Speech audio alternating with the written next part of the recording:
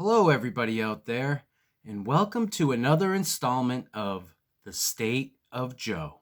I'm Joe Santiago. One of the strangest things to happen in 2020 is happening now with the both appearances and disappearances and to the apparent relocation of these monoliths that are popping up everywhere.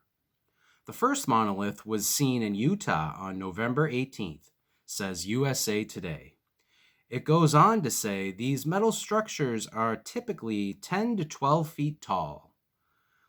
Although on December 3rd in Fayetteville, North Carolina, a 3-foot tall monolith showed up in a raised flower bed in front of McKee Homes Design Studios. And nobody has taken credit yet for putting it there. With the first discovered monolith, some artists did take credit for the piece. On November 27th, the Utah monolith disappeared. When travel photographer Ross Bernards said he was on site when 4 unidentified men showed up to remove the Utah monolith, which they did. On December 2nd, a monolith was discovered on a hiking trail in Atascadero, Southern California, and like other monoliths before it was found, it too disappeared. Mysteriously soon after it appeared, all according to a press release from the city of Atascadero. The 10-foot tall monolith, which weighed an estimated 200 pounds, vanished early morning a day after it was discovered on December 3rd. A group of 4 men have claimed to erect the Atascadero monolith. The New York Times reported that 4 men have filmed themselves putting up a replacement monolith, and they shared it on YouTube. Around December 5th, another monolith strangely appeared out of nowhere in Joshua Tree National Park in California. This is according to the most famous artist Instagram page. It is an art collective that apparently shares photos of the monoliths, but doesn't come out and take the credit for them, which means we can't rule out that things like this Instagram page and other various internet publishers or different groups could be behind an elaborate hoax to mesmerize people here and around the world who are weary, isolated, and starved of attention and hope. Even if it's in the mystery of these slabs that have always been erected through different shapes and forms throughout human history. Also around the same time as the Joshua Tree monolith was seen on December 5th, on December 5th or 6th, another monolith popped up in Santa Clarita, California, by Highway 14 at Canyon County Park, and then quickly disappeared just as quickly as it appeared. According to the Los Angeles Daily News and ABC7, then on or around December 6th or 7th, the second monolith in Los Angeles County was spotted in Los Padres National Forest. There have been copycat monoliths and such, as the monolith shown in pictures that was in front of Grandpa Joe's candy shop in Pittsburgh on December 6th. But the candy store shared on social media that they actually built it as a kind of gimmick to support small businesses. A structure was caught on video by local news stations in El Paso's Upper Valley early on December 8th, before it disappeared later that day. Footage shared to social media showed a group of people putting the object inside of a truck. On November 28th, a monolith that looks similar to the Utah monolith that first showed up on November 18th, Then the Utah monolith disappears 9 days later. And a day after the Utah structure goes missing, a day later, a strikingly similar in appearance to the missing Utah monolith that 4 men claim they took down appears in Piatra Neamt, Romania, found on Baca Deomini Hill.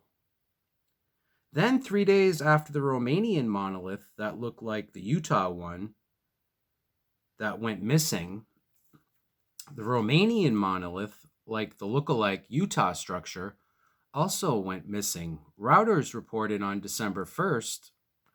On December 7th in the United Kingdom, and a second one on December 4th, reported by the BBC and other news outlets.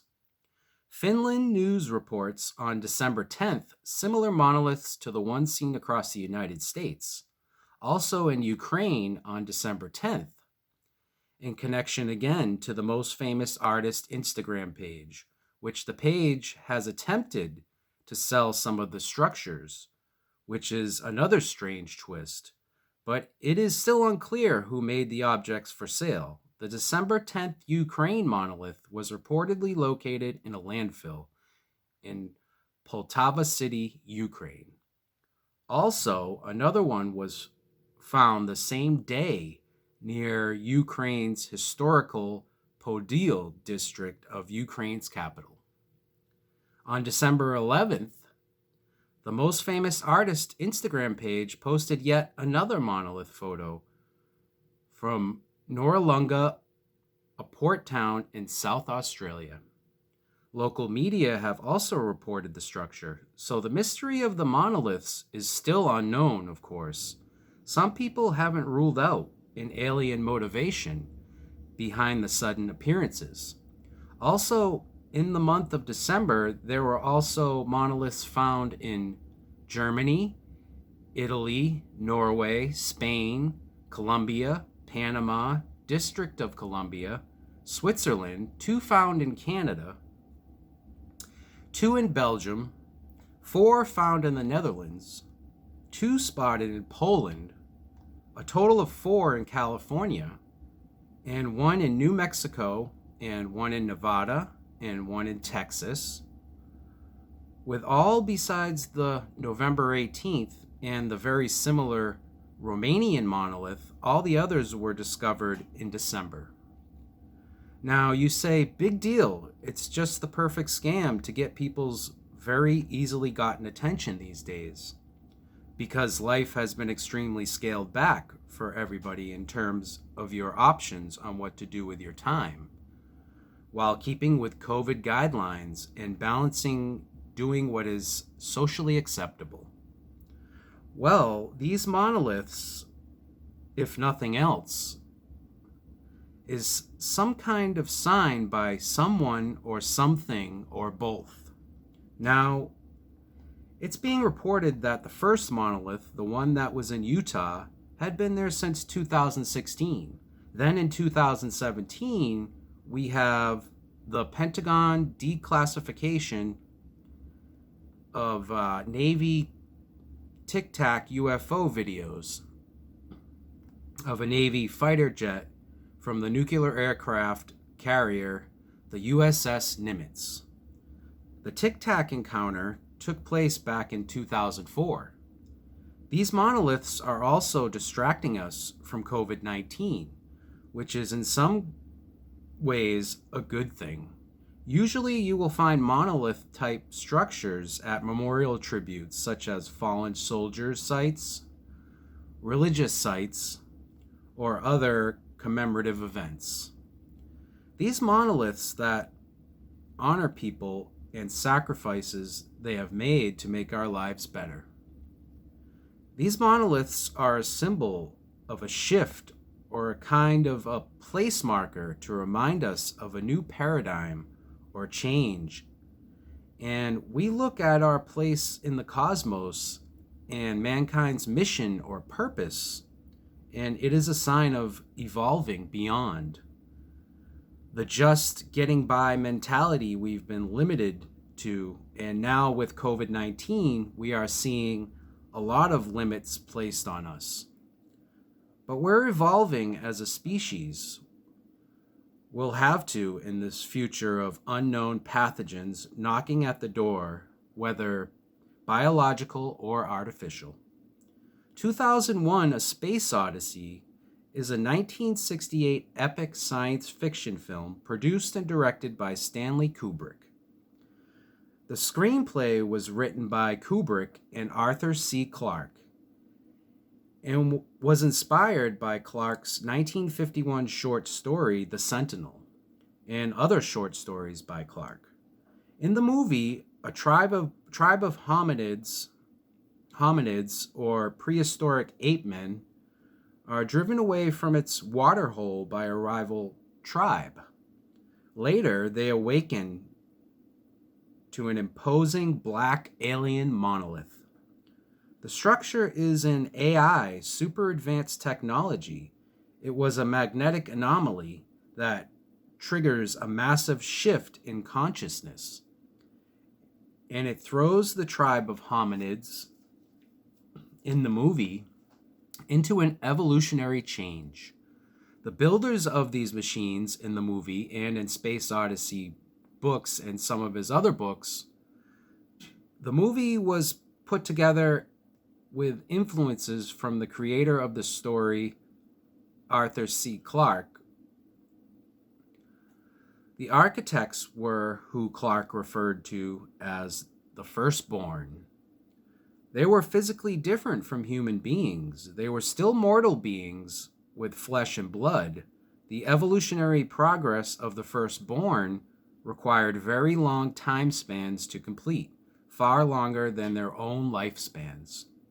The firstborn were, however, considered immortal, omniscient, non-corporal forms having no material body or form.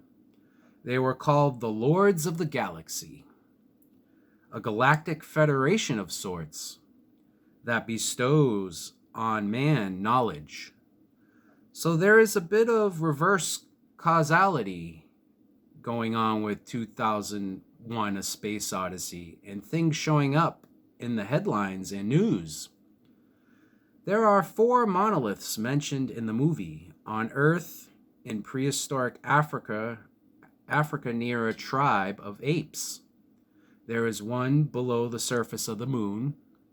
Also in the movie, there is a monolith orbiting Jupiter, and one in a third dimensional construct in the 5th dimension. The weird thing is, in the movie, there is a Dr. Hayward Floyd. He's the head of an operation on the moon at a place called Clavius Base. The base has an American-Soviet space station. After Dr. Floyd comes back to the moon, he is told there's a magnetic disturbance on a crater on the moon in the movie called Tycho. They find a monolith while excavating the area. They call the monolith Tycho Magnetic Anomaly 1, or TMA-1. They say this is proof that aliens exist, calling it a techno-grade signature, and they want to reveal the monolith. But they can't. They have to keep it a secret. So Dr. Floyd and other members of the Clavius base send out a cover story that an epidemic has broken out at the base to keep the alien discovery quiet from the people on Earth. And when a member of Clavius base asks the doctor, "Do you have any idea how much longer this cover story will have to be maintained?" And then the doctor scoffs, then creepily chuckles and says, "I don't know, Bill. I suppose it will be maintained as long deemed necessary by the council. And of course, there must be adequate time for a full study to be made of the situation before any thought can be given to making a public announcement. Also, the conjunction of Jupiter and Saturn on December 21st the two planets will appear closer together than in centuries. They won't be this close again until March 2080. And it was Jupiter and Saturn that were the focus of 2001: A Space Odyssey. These monoliths are the symbol or idols in this psychic initiation ritual, black magic cult ceremony we're going through, almost, complete with ceremonial conduct such as the wearing of masks and distancing of the participants, a la social distancing, making us all unknowing initiates. Could this be the direction humankind is headed down? Now, in the beginning, there was just 3 monoliths. Just like on Mars, there is supposedly 2 monoliths, and there is a 3rd monolith on Phobos, one of the moons of Mars, which goes around Mars every 7 hours. Also, there is the face on Mars, taken by the Viking 1 orbiter, and released by NASA and the Jet Propulsion Laboratory, or JPL. The first photos of the face date back to July 25th, 1976. The Cydonia region of Mars, well, since 1976, it appears that the face on Mars has deteriorated. But let's not forget, this could just be yet another cover-up by the powers that be to confuse the real origins and history of man. I mean, all these images are put out and controlled by NASA, and just like they have photoshopped things in and out of space photos to make things look like rocks and parts of the landscapes, and in some cases, photos scrubbed of images and cutting the feed to space station satellite feeds that show unusual things popping up in the feed. And they turn the feed off and put up a technical difficulties message.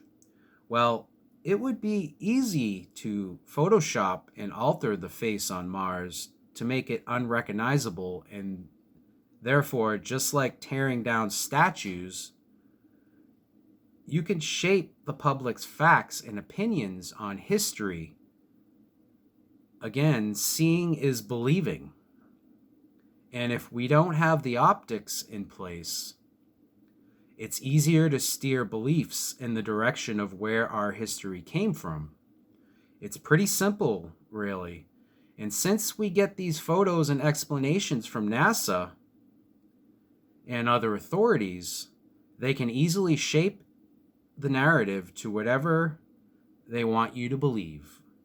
This face on Mars had the likeness of a kind of half man, half lion, which in Ezekiel chapter 1, he talks about a vision with a type of whirlwind coming out of the north, a great cloud, and a fire enfolding itself, and a brightness was about it, and in the midst thereof, as the color of amber, out of the midst of the fire. And Ezekiel talks about 4 strange living creatures with 4 different faces on the 4 sides of the 4 beings. The face of a man, the face of a lion, the face of an ox, and the face of an eagle. These creatures are similar to statues and figurines on countless cathedrals and adorning old architecture of mixed animals on one body, such as different combinations of gargoyles depicting hybrid creations, including animals, dragons, and strange imaginary creatures. And some are also made to look human. They were initially put on Gothic structures in the Middle Ages to ward off evil spirits, supposedly. There were originally 102 gargoyles on the Notre Dame Cathedral. Also in Greek mythology and other mythologies, around the world, they have creatures that are genetically combined, such as in Greek mythology, a chimera. That's a fire-breathing female monster with a lion's head, a goat's body, and a serpent's tail.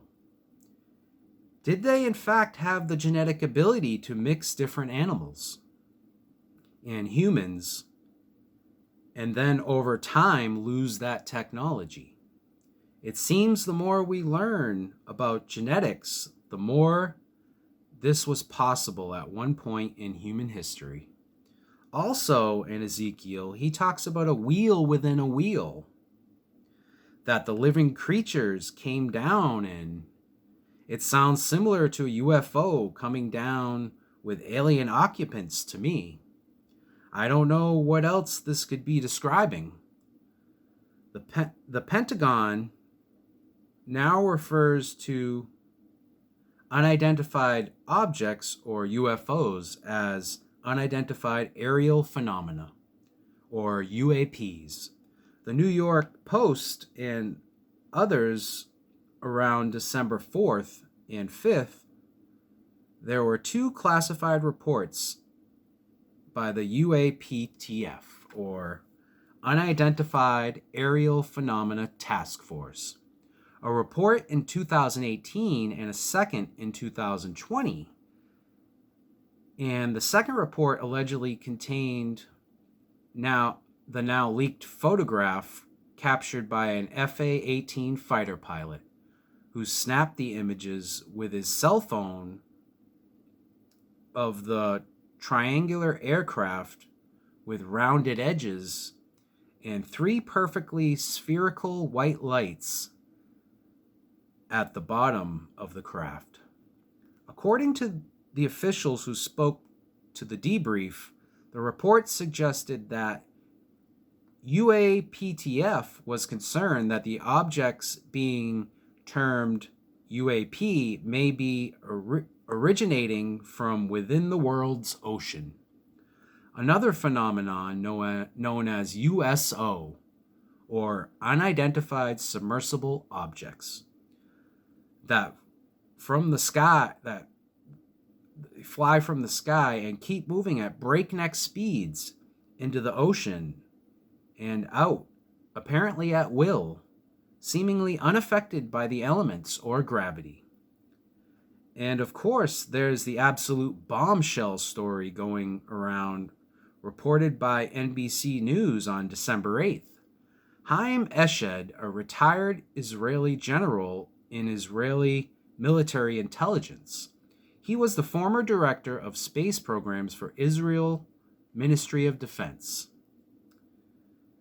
for nearly 30 years. Israel's Ministry of Defense. A current visiting professor of aeronautics and astronautics at various space technology institutions. Eshed, 87 years old, is former chair of the Space Committee of the National Council for Research and Development for the Ministry of Science, Technology and Space, and a member of the Steering Committee of Israel Space Agency. Eshed is responsible for the launch of 20 Israeli-made satellites and is widely cited as the father of Israel's space program. Throughout his career, he also received the Israel Defense Prize, the highest civilian defense honor of the State of Israel, 3 times. But the reasons remain declassified. Remain classified. Sorry. He just said on December 4th to Israel's newspaper, the Yediot Aharonot,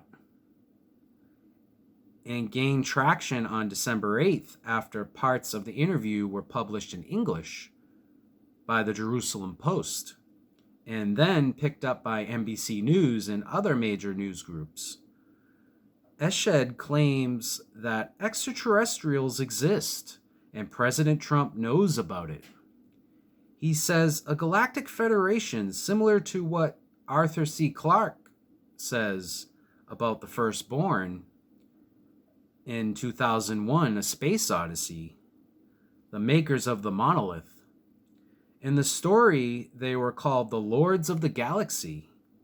He says the Galactic Federation has been waiting for humans to reach a stage where they will understand what space and spaceships are.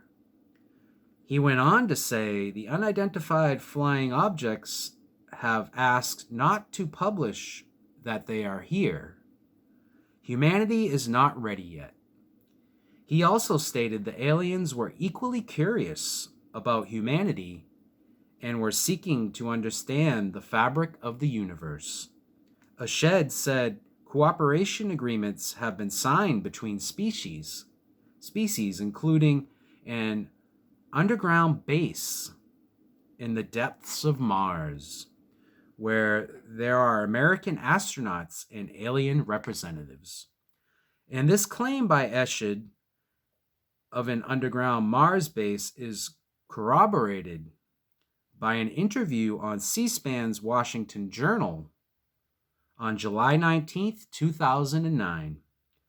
Astronaut Buzz Aldrin said there was an underground base on Mars also. He was the lunar pilot on the 1969 Apollo 11 mission. He and Commander Neil Armstrong were the first two humans to land on the moon. Well, the Russians are claiming they were the first ones to land on the moon, too. They are saying that America lied about the timing, and they were actually the first ones. But anyway, Aldrin also made three spacewalks as pilot of the 1966 Gemini 12 mission. Ashed, in his interview, also added that there is an agreement between the U.S. government and the aliens. He said they signed a contract with us to do experiments at the underground Mars base. He also added that President Trump was aware of the extraterrestrials' existence and had been on the verge of revealing information, but was asked not to in order to prevent mass hysteria. The White House and Israeli officials did not immediately respond to NBC News' request for comment. Sugoff, a spokesperson for the Pentagon, declined to comment. We humans have a lot of links that lead to the planet Mars also. Some think we actually originally came from there, and that there was possibly, when the Bible talks about a war in heaven, that it may have been a nuclear war on Mars that may have destroyed it. And the fall of man in the Bible could have been an actual fall from the planet Mars to the planet Earth. Remember the old adage, men are from Mars, women are from Venus? Well, there could be some truth to that. The Roman god Mars was coincidentally the god of war, identified with the Greek god Ares. Venus is the Roman goddess of love, sex, beauty, and fertility. She was the counterpart to the Greek god Aphrodite. Venus had two main divine lovers, her husband Vulcan, or the Greek god Hephaestus, and there's a myth that Venus and Mars had a love affair, and how her husband Vulcan cunningly trapped them in bed with a net. Therefore, Vulcan and Venus had a loveless marriage with no children. She did have many children from different gods. With Mars, she gave birth to Timor, or the Greek Phobos, and his twin Metis, or the Greek Deimos, which just happened to be, those are the names of the two moons of Mars. Phobos, meaning fear and panic, and demos meaning terror and dread, who accompanied their father Ares into battle. In addition, the Hebrew translation of Adam, the first man in the Bible, literally means red.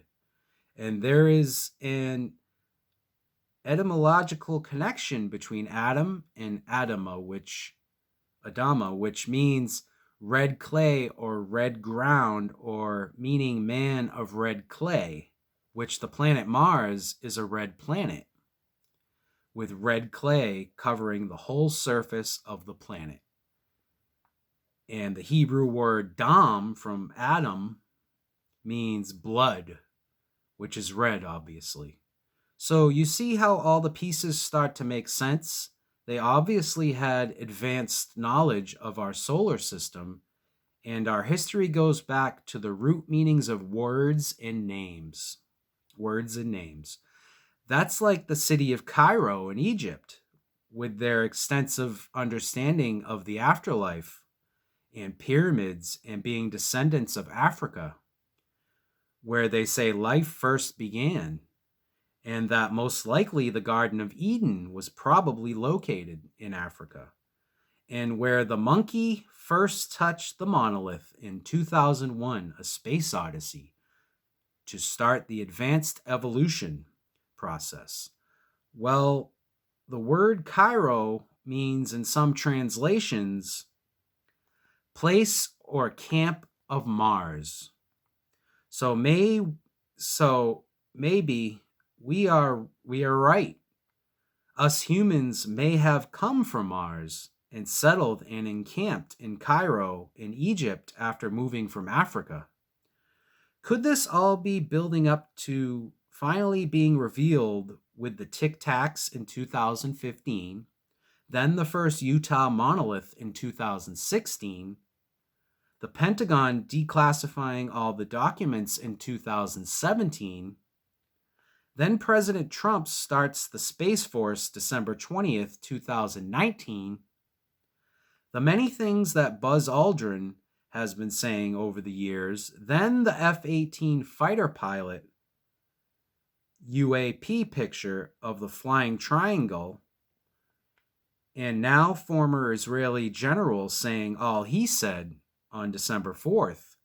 However, we have to also consider that these statements by Haim Eshed follow his book, The Universe Beyond the Horizon, Conversations with Professor Haim Eshed, written by author Hagar Yanai, published in November 2020, a month before he dropped all these